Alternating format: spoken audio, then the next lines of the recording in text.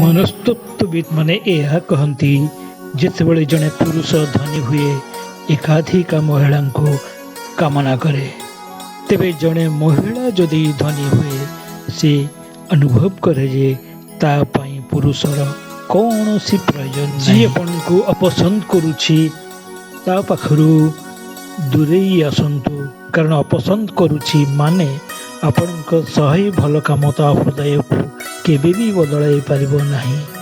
ମନସ୍ତତ୍ତ୍ୱବିତ ମାନେ ଏକଥା ବି କହନ୍ତି, ଯଦି କୌଣସି ଝିଅ ଆପଣଙ୍କୁ ଦୂରରୁ ଦେଖୁଛି ଏବଂ ପାଖକୁ ଆସି ଦୂରକୁ ଦେଖିବାର ଅଭିନୟ କରୁଛି, ତାହେଲେ ବୁଝିବା ଦରକାର ସେ ଆପଣଙ୍କୁ ପସନ୍ଦ କରୁଛି।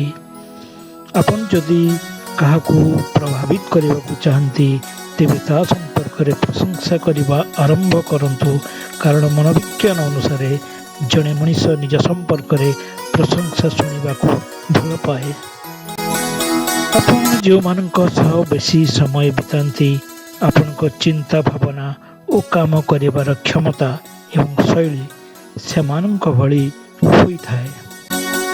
ଯଦି ଆପଣଙ୍କ ମନ ବାରମ୍ବାର ଯୌନ ସମ୍ପର୍କ ପାଇଁ ଚାହୁଁଥାଏ ତେବେ ଆପଣଙ୍କ ଏହି ଭାବନା ଶାରୀରିକ ଓ ମାନସିକ ଭାବେ ଆପଣଙ୍କୁ ଅସୁସ୍ଥ କରିପାରେ ବୋଲି ମନସ୍ତତ୍ତ୍ୱବିଦମାନେ ମଧ୍ୟ ଯୁକ୍ତି ରଖନ୍ତି।